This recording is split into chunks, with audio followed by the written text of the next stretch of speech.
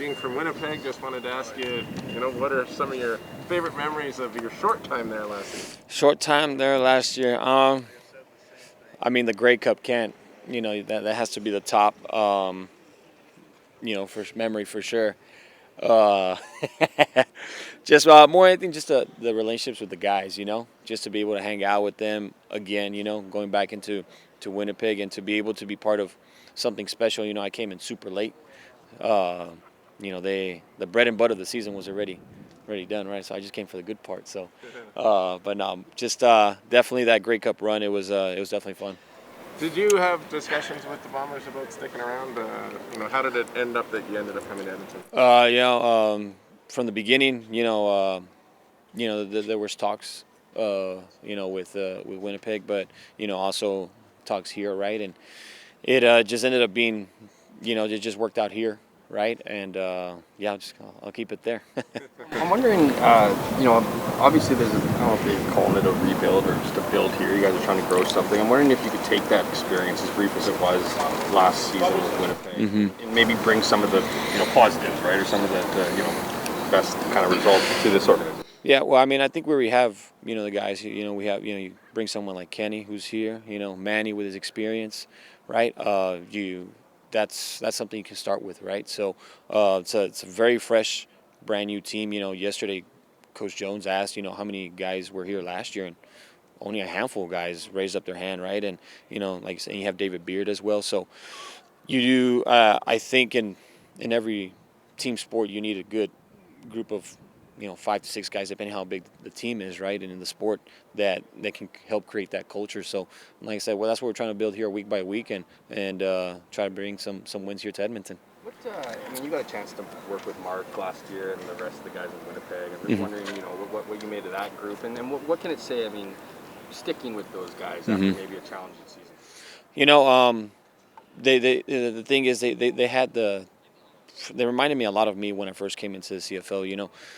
Physically, technically, I was there, but maybe from the mental aspect, it's just getting that edge, right? So it's always easier the second time around, especially after a year. So Legs has started off really well, so you can tell he's into a groove now, right? And he's more confident with especially with his field goals, because that's what he was struggling a little bit last year. But from the get-go, you could tell that he was a guy that he has it. But more anything, I think if the Spanish word is ganas, right? If someone has the will to do it, right? I think in this profession, someone who, if you have the ganas, you have the will, that's one of the main ingredients to get you somewhere. Like quarterbacks, kickers are a small fraternity. Do you reach out to guys when we're trying to make sure. I don't know if you reach out to David Cote or someone. Yes. I'm just wondering if you're kind of quietly rooting, or maybe you're openly rooting. No, it's a small fraternity. There's only 32 teams in the NFL, 9 in CFL, 8 in the USFL. So it's a very small fraternity. So yeah, when David had that miss field goal at the end, I reached out to Zima, who's a punter, and I'm like, hey, pass me David's number. So and we have to support each other, and I still keep in touch with Legs, Ali, Benson, quite a few kickers around the league. So yeah, it's a very small fraternity. Last one for me. I read from Jerry's story yesterday. I think you found your Mexican spot. Oh yeah, actually going there today again. Hey, I'm wondering what you're enjoying about your new football home, and what you've enjoyed about it. This is actually the first legit Mexican spot I found in Canada in my 7 years here. So I go there twice a week. Tortillas are like fresh homemade, just like my grandma's salsa, top of the line, right? So I can't complain. It's I always try to find places that remind me of home, right? So that is definitely one of the places called Maria's Mexican Northern Cuisine. It's on 103rd, so in case y'all want to head over. I'll actually be there today at 4:30. Yes. Just going quickly back, and I know you're here now and not part of Winnipeg, but just wondered, given the way things went with the kicking game for the Bombers last year, it was really in turmoil all year until you got there. To have had the game that you had in the Grey Cup, to have the kicking game be basically perfect, how much did that mean to you? It was a lot, and just to.